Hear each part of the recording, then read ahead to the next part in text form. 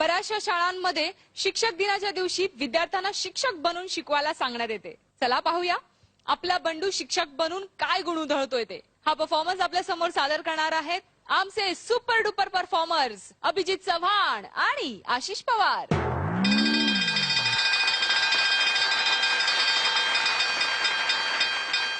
तर मुलांनो, आज आपल्या शाळेमध्ये शिक्षक दिन आहे.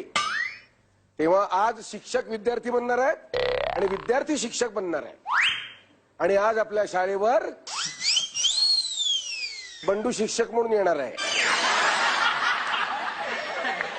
शाळा सुरू होऊन बराच वेळ झाला तरी बंडू नेहमीप्रमाणे आलेलाच नाही. शिक्षक दिन, शिक्षक दिन, शिक्षक दिन, शिक्षक दिन, आज आहे शिक्षक दिन, आज आहे हो शिक्षक दिन, गुरुजी शिक्षक दिन, शिक्षक दिन. क्या बात आहे काळ्या.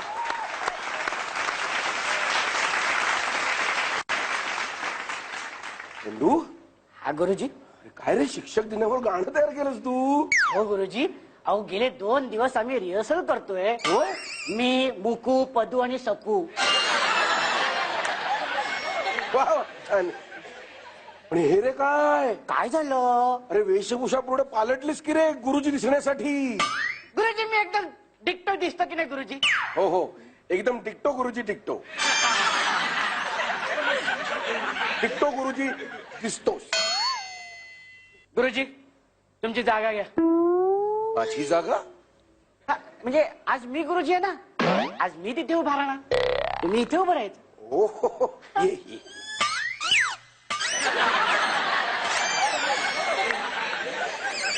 चला पुस्तक काढा. कुठलं पुस्तक? पती पत्नी और वो.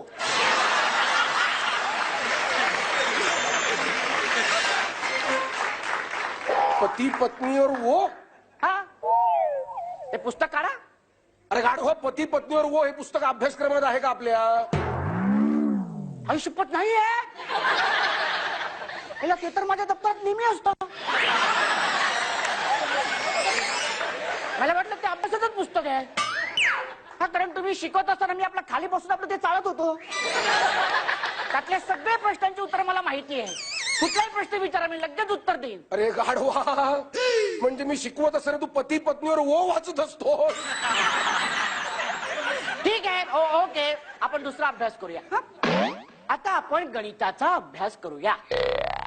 हो हो, चालेल चालेल. एकदा तुम्ही, मी आणि मोरू आपण हॉटेलमध्ये जातो मिसळ खायला. मिसळचं बिल होतं 75 रुपये. तर आपण तिघं मिळून प्रत्येकी 25-25-25 रुपये त्या हॉटेलवाल्याला देतो. आता आपल्या तिघांचे चेहरे बघून तो हॉटेलवाला आपल्याला 5 रुपये परत करतो. त्या 5 रुपयातले 2 रुपये आपण वेटरला टिप देतो. आता राहिले 3 रुपये.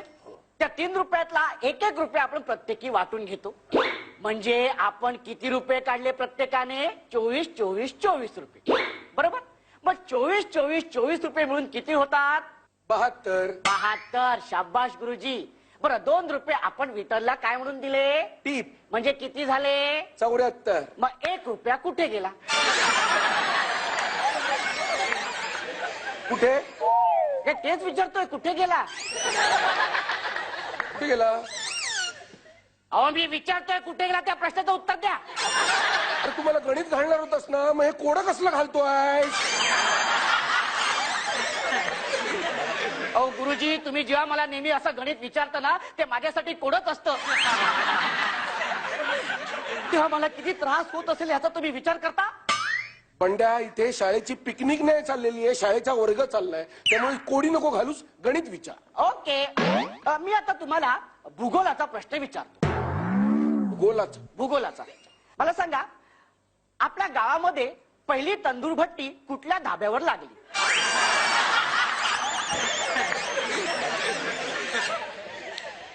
मला काय माहित? मला काय माहित हे काय उत्तर झालं? नाही, हे निरुत्तर झालं. हो, आपल्या गावात पहिली तंदूर भट्टी कुठल्या धाब्यावर लागली हे जर तुम्हाला सांगता येत नाही, तर आपल्या भारतात पहिली अणुभट्टी कधी सुरू झाली हे तुम्ही आम्हाला कसं विचारू शकता?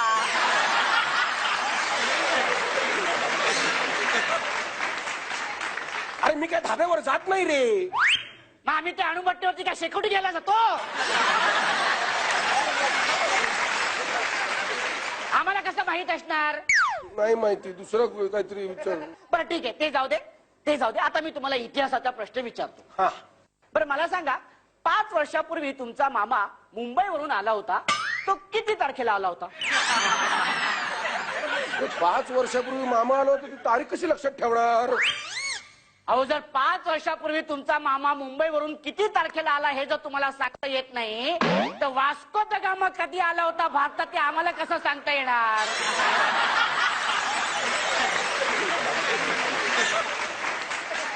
अहो गुरुजी, तुम्ही असले नको ते प्रश्न विचारून आम्हाला किती हैराण करता याची तुम्हाला कल्पना नाहीये. ए, तू गुरुजी आहेस, गुरुजी आहेस.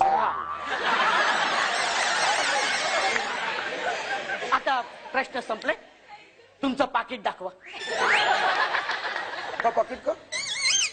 म्हणजे का मला बघायचंय, दाखवा. अरे माझं खासगी पाकिट आहे ते, तुला कसं दाखवणार? मग आमचं खासगी दप्तर तुम्ही चेक करता तेव्हा? अहो, आमची किती कोंडी होत असेल. अरे कोंडीबा, पण तुला पाकिट नाही दाखवता येणार. आता मला तुमची कोंडी करायची आहे. पाकिट दाखवा म्हणजे दाखवा. नाही दाखवणार. बघा, तुम्ही जर पाकिट दाखवलं नाही तर मी तुम्हाला ओणवा उभं करेन. करेन काय? तुम्ही ओणवा उभं राहा. ओणवा उभं राहा आत्ताच्या आत्ता इथे. हो हो गुरुजी, अहो तुम्ही लगेच ओणवा का उभं राहताय? अरे तू गुरुजी आहेस ना, तू म्हणाला सोनू उभं राहा म्हणजे ओणू उभं राहायलाच पाहिजे. अहो, आज शिक्षक दिन आहे म्हणून मी अहो शिक्षक बनलो म्हणून काय तुम्ही लगेच आजच्या दिवशी माझं सगळं ऐकायलाच पाहिजे असं काही नाही. अरे शिक्षक दिन आहे म्हणून नाही रे. अरे मी तुला गुरु मानलाय ना, आज तू माझा गुरु आहेस. मग गुरुने सांगितलेलं सगळं ऐकायला पाहिजे मला. फक्त शिक्षक दिनीच नसतं गुरुचं ऐकायचं. अरे गुरु म्हणजे साक्षात परब्रह्म, आपण त्याचं ऐकायला पाहिजे, त्याचा दिलेला आदेश आपण मानायला पाहिजे. तो आपल्याला शिकवतो आपल्या भल्यासाठी, आपल्याला